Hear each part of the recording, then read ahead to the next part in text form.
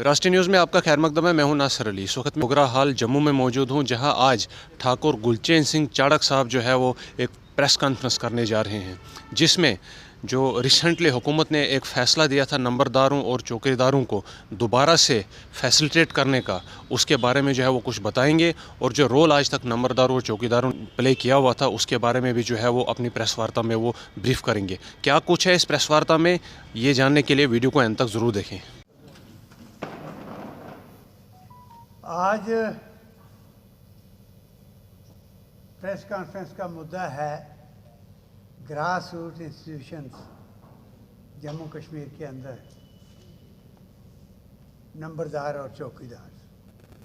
आप जानते हैं कि जब मिलिटेंसी पीक पर थी और 1995 में खासकर जब गवर्नमेंट एजेंसियों के पास कोई ऐसे सोर्सेज नहीं थे कि उनके पास पूरी इंफॉर्मेशन जम्मू कश्मीर की मिल सके, तो उस वक्त हमने कहा था कि नंबरदार चौकीदार दो ग्रास रूट ऐसे इंस्टीट्यूशन हैं जिनके पास गांव के अंदर किसका जन्म हुआ, कब हुआ, कौन मरा, कौन रात को ठहरा, किसके घर किसने खाना खाया, कौन नया आदमी गांव के अंदर एंटर हुआ है, ये इन्फॉर्मेशन सारी की सारी नंबरदार चौकीदार के पास होती है। और जब तक ये इन्फॉर्मेशन ना हो एजेंसीज़ के पास, फोर्सेस के पास, तो क्या ग्राउंड लेवल पर हो रहा है उन पहाड़ों के अंदर और जगह, वो इनको पता नहीं लगता। सबको दुनिया मार नहीं सकती, सब गलत नहीं होते, अच्छे भी लोग होते हैं, मशकूक भी होते हैं। वो इन्फॉर्मेशन गवर्नमेंट के पास चाहिए और उसको लेकर डोगरा सदर सभा ने, आपको याद होगा, सेक्रेटरीट के सामने संघर्ष किया, लाठीचार्ज भी हम पर हुआ और उसके बाद असम्बली के अंदर, कौंसिल के अंदर मैंने भी जब शोर डाला तो फिर जाकर इन्होंने उन दोनों इंस्टीट्यूशन को ज़िंदा किया। और ज़िंदा करने का फ़ायदा क्या हुआ वो आप सबको पता है, वो मुझे बयान करने की ज़रूरत नहीं और करना भी नहीं चाहता मैं। लेकिन गवर्नमेंट के पास पूरी इन्फॉर्मेशन जम्मू कश्मीर की आ गई। जब माइग्रेशन हो गई लाखों की तादाद में कश्मीर से, तो फोर्सेस को भी कोई इन्फॉर्मेशन नहीं मिलती थी, कोई बताने वाला नहीं था। और ये नंबरदार चौकीदार सो गए थे, इनके सारे हकूक़, हर चीज़ ख़त्म थी। उस वक़्त इसका रिवाइवल हुआ और यहाँ के हालात में गज़ब का रोल अदा किया। जो गवर्नमेंट किया और लोगों के बीच कड़ी का काम किया, वो नंबरदार चौकीदार ने किया। और फिर इनको मिलता क्या था, आप हैरान होंगे। आपको पता है, मैंने बताया हुआ है कि एक इंसल्ट थी। इनको रेमुनेशन जो मिलता था वो 80 रुपये चौकीदार को और 81 रुपये नंबरदार को मिलते थे महीने के। वो भी 81 का, आपकी वो कहानी बड़ी अद्भुत है। शेख अब्दुल्ला के टाइम जब नंबरदार उनके पास गए कि हमारी बड़ी बेइज्जती है चौकीदार की और हमारी पे एक जैसी है, तो उसने कहा आपका 1 रुपया बढ़ा देते, 81 रुपये इनकी हुई थी। तो इसलिए हमने डिमांड की कि ये इंसल्ट है, इन इंस्टीट्यूशन का रिवाइवल होना चाहिए, इनको ज़िंदा करो, एम्पावर करो और इनको फैसिलिटीज दो। तो हमें खुशी है, उस वक्त फिर ऑफिसर्स की कमेटी बनी, मैं भी था साथ, और फिर फैसला हुआ कि 300 और 301 रुपया। और फिर उसके बाद हम जब गवर्नमेंट में आए, मैं भी वहाँ था, तो फिर फैसला हुआ कि इनको 501 और 500, फिर 701 और 700, और उसके बाद 1501 नंबरदार का और 1500 चौकीदार। अब इस वक्त है। आज आपके सामने इन नंबरदार चौकीदार दो बहुत ही अद्भुत और इम्पॉर्टेंट ग्रास रूट इंस्टीट्यूशन की बात मैं आपसे दो विषयों पर करना चाहता हूँ। एक तो आज फिर हम अंधेरे में हैं। आज गाँवों में क्या हो रहा है, कहाँ पर क्या हो रहा है, कहाँ पर कम्युनल टेंशन बन रही है और क्या इन्फॉर्मेशन चाहिए, कौन वहाँ पर ऐसे अफवाहें फैला रहा है, ये सब चीज़ें इनसे मिल सकती हैं। और आज फिर उनके साथ ज़्यादती है, ना तो उनका टाइम का जो कुछ देना था उनको वो मिल रहा है, ना उनके साथ जो हमने फैसला करवाया था फैसिलिटीज़ मिल रही हैं, तो हमने 6 जनवरी को इस मसले को उठाया था। एलजी साहब को भी मिलने की रिक्वेस्ट भी की और यहाँ चीफ सेक्रेटरी को भी। और हमें खुशी है कि 12 जनवरी को अब चीफ सेक्रेटरी ने आर्डर निकाला है हमारी उस बात को मानते हुए। उसमें लिखा है सारे ऑफिसर को, रेवेन्यू ऑफिसर को, कि इन दोनों इंस्टीट्यूशन को, नंबरदार और चौकीदार को ज़िंदा करो, इनको स्ट्रेंथन करो। यहाँ BDG इन्होंने बनाई और वहाँ पर साथ ही ये भी उन्होंने आर्डर किया कि ये 31 जनवरी के पहले इनको पूरी तरह से स्ट्रेंथन करो और ताकि ये इंस्टीट्यूशन दोनों फंक्शन कर सकें। तो हमारी आज आपके माध्यम से 2 मांगे हैं। एक तो ये है कि हम वेलकम करते हैं चीफ सेक्रेटरी की ये डायरेक्शन, ये आर्डर गवर्नमेंट का कि इन नंबरदार और चौकीदारों के इन इंस्टीट्यूशन को स्ट्रेंथन किया जाए। और ये उनका वेलकम करते हुए हम डिमांड करते हैं कि इनकी 1500 मिनिमम वेजेस आजकल 300 रुपया पर डे है, जो हम मतलब मिनिमम वेजेस है, गवर्नमेंट ने जो फैसला किया हुआ है। तो ये मिनिमम वेजेस के तौर पर, एक डेली वेजर के तौर पर ही समझकर इनको वो रिम्यूनरेशन जो है वो मिलनी चाहिए। और दूसरा, इनकी जो फैसिलिटीज़ हमने फैसला कराया था, ये आर्डर हुआ था कि नंबरदार चौकीदार को बाकायदा उनकी शनाख्त के लिए यूनिफॉर्म या कोई यूनिफॉर्म की एक ऐसी चीज़ जो सबको देख के पता लग जाए ये कौन है, एक तो वो चाहिए। और दूसरा, हर तहसील के अंदर, हर डिप्टी कमिश्नर के ऑफिस के अंदर, यानी हेड क्वार्टर पर, इनके लिए सेपरेट रूम होना चाहिए।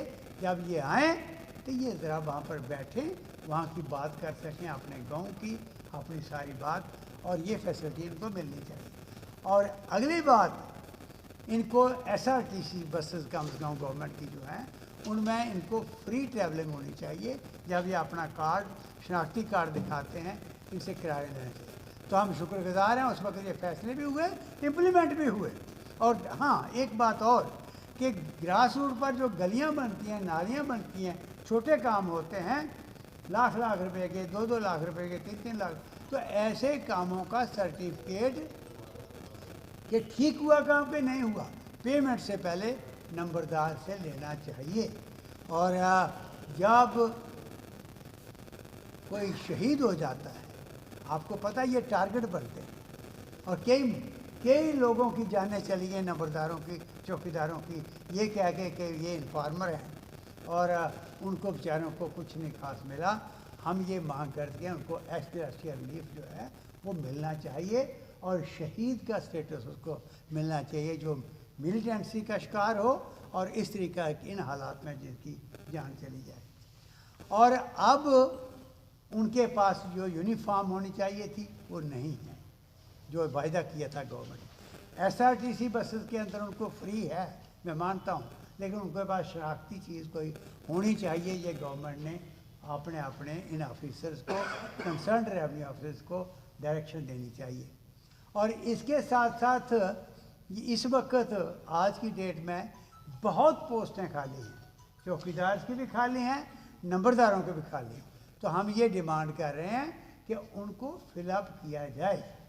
पंचायतों का काम अपना है, और ये BDCs ये जो बनी है अब, इनका काम अपना है, लेकिन नंबरदार, चौकीदार, इनका काम अपना है जो कोई और नहीं कर सकता। इसलिए इन दोनों इंस्टीट्यूशन को प्रॉपर स्ट्रेंथन किया जाए, ये हमारी मांग है। और आज की डेट में जो जिस तरीक़ा से होना चाहिए था, जो फैसले हुए थे, उसके मुताबिक वो इम्प्लीमेंट ग्राउंड पर नहीं हो रहे हैं। हम ये मांग करते हैं कि उनसे सर्टिफिकेट लें जो काम हो रहे हैं।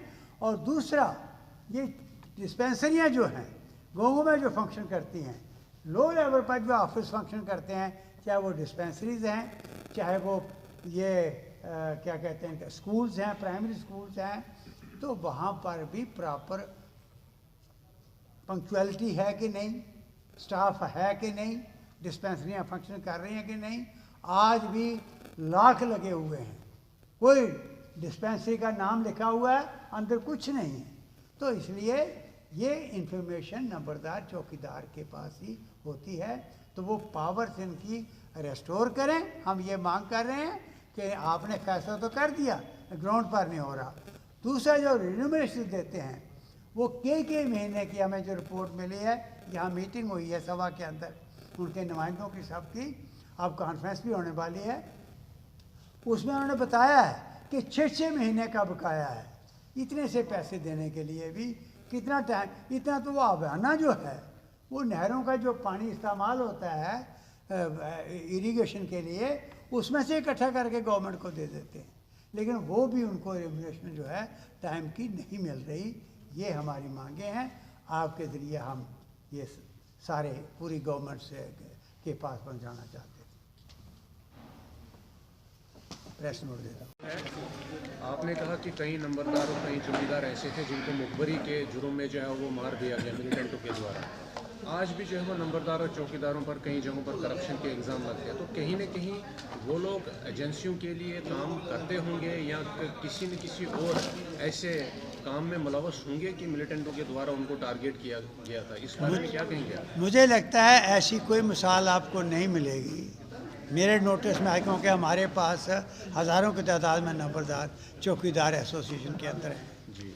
और मैंने कश्मीर के अंदर भी पूरे गाँवों में हर जगह नंबरदारों को मिला हूँ, दौरे किए हैं, यहाँ भी किए। मुझे कोई एग्जांपल सामने नहीं आई कि उन्होंने नंबरदार चौकीदार ने कहीं मुखबरी का काम किया। लेकिन अगर बीच में कोई ऐसा निकलता है करता है तो वो तो गवर्नमेंट की मशीनरी के अंदर भी निकलते हैं। ऐसा कोई इक्का दुक्का आदमी निकलता है तो उसको जो अंडर रूल्स अंडर लॉ उसको सज़ा देनी है, वो गवर्नमेंट ने डेटेड पनिशमेंट देनी चाहिए। लेकिन ये बात नहीं है कि आप ये इंस्टीट्यूशन कमज़ोर इंस्टीट्यूशन रखें।